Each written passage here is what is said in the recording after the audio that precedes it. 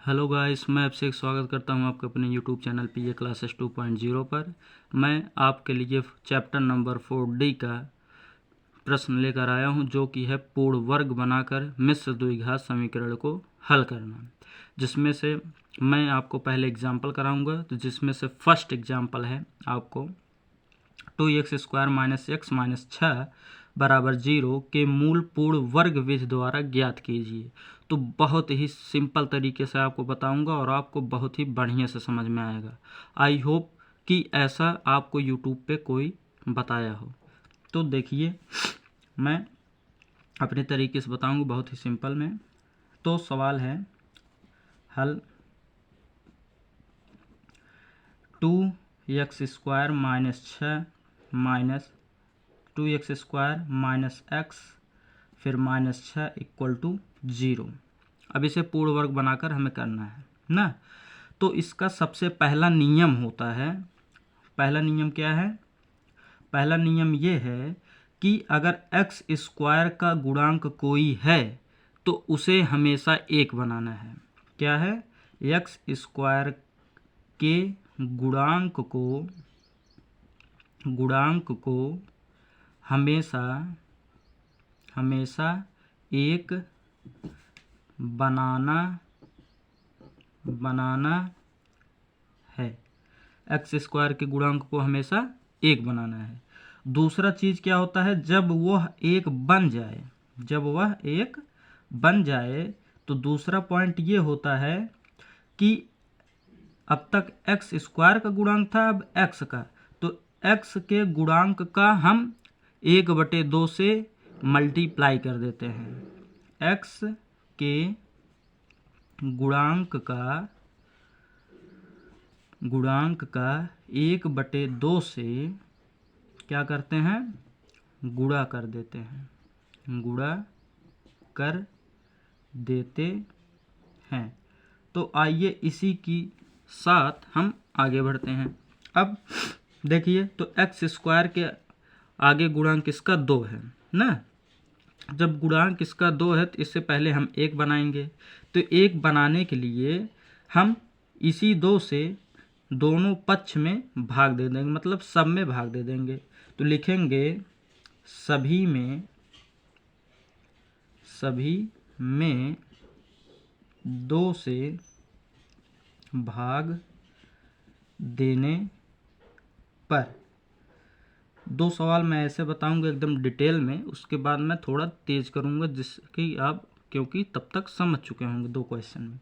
अब 2 से जब सब में भाग देंगे तो 2 से इसमें भाग देंगे तो हो जाएगा 2x² माइनस का 1/2 x, देखिए भाग दे रहे हैं, फिर माइनस का 6/2 बराबर 0/2, भाग दिया। 2 से 2 कैंसिल तो बचा x² माइनस का ये 1/2x माइनस का 2 1 के 2 2 3 6 तो बचा 3 बराबर 2 से 0 में भाग देंगे तो 0। तो आई होप इतना आपको समझ में आया होगा। अब आगे क्या करते हैं? जब इतना हो गया तो हमने कहा था कि जब एक गुणांक हो जाए तो दूसरा नियम यह होता है कि x के गुणांक का 1/2 से गुणा कर देते हैं।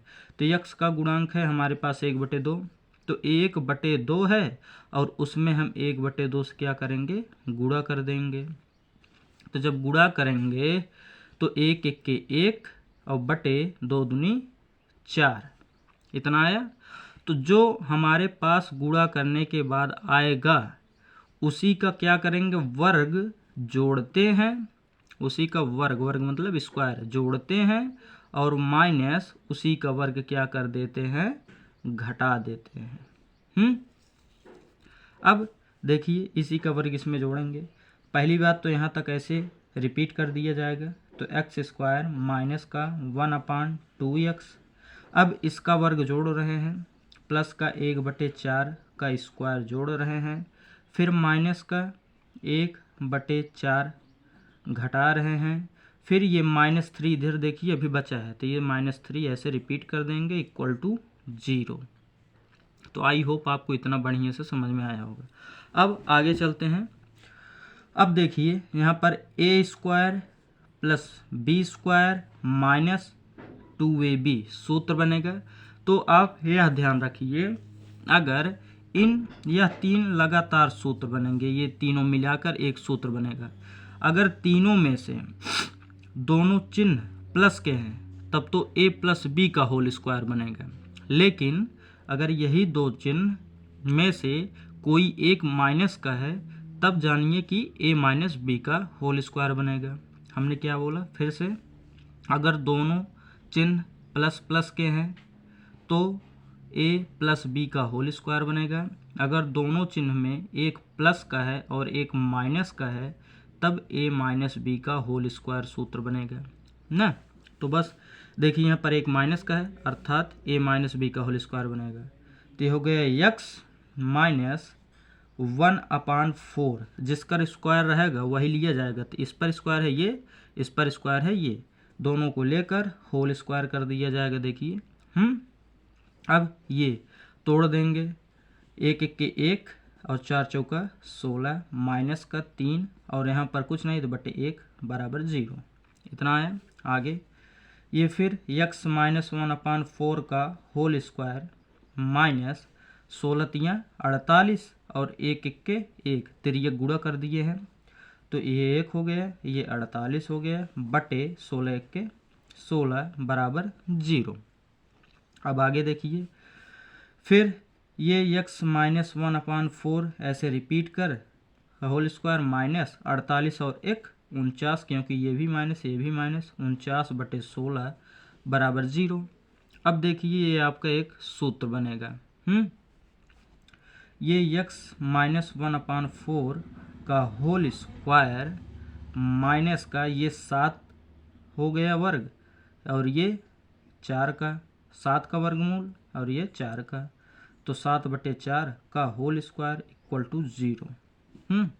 अब आप ये सूत्र जानते ही होंगे, चूँकि a square minus B square equal to a plus B का whole square, a plus B और फिर दूसरे ब्रैकेट में a माइनस बी, यही सूत्र है। तो देखिए ये पूरा हो गया, पूरा हमारा पूरा मिलाकर क्या हो गया a और ये पूरा मिलाकर b। तो देखिए a का स्क्वायर b का स्क्वायर सूत्र बना ना। तो अब हम आगे इसे क्या करेंगे, सूत्र पर रखेंगे। तो देखिए a के स्थान पर पूरा क्या है x माइनस 1/4, तो रख देंगे x माइनस 1/4। फिर प्लस का है तो प्लस b के स्थान पे क्या है 7/4, कोष्टक बंद। फिर अगले कोष्टक में a का स्थान पे फिर वही x माइनस 1/4 और b का स्थान पे 7/4, यहाँ माइनस है तो 7/4। इतना आया होगा। अब आगे इसका देखते हैं स्टेप, आगे क्या है। अब यहाँ देखिए दोनों हर समान हैं, जब दोनों हर समान हैं तो ऊपर वाले जुड़ते हैं या तो घटते हैं, जो चिन्ह हो। तो यहाँ पर एक माइनस का है एक प्लस का है तो इसलिए घटेगा। तो 7 में से 1 गया 6, तो आ गया x माइनस 6/4। और फिर यहाँ देखिए दोनों चिन्ह फिर दोनों हर समान है 4, तो दोनों का चिन्ह माइनस का है तो फिर जुड़ जाएगा ये, तो हो गया x माइनस 8/4 इक्वल टू 0। हाँ इतना आया।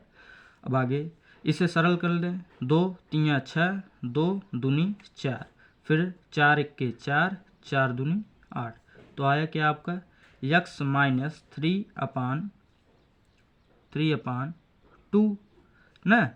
फिर यहाँ पर आया x माइनस 2 इक्वल टू 0। अब जानते ही हैं साधारण गुणनखंड दोनों को 0 के बराबर कर लेंगे, तो x माइनस 3/2 इक्वल टू 0 या x माइनस 2 इक्वल टू 0, क्योंकि दोनों के मूल ज्ञात करने। तो x बराबर ये माइनस था उधर जाएगा तो प्लस का 3/2, या ये माइनस था उधर जाएगा तो प्लस का 2 लिख देंगे।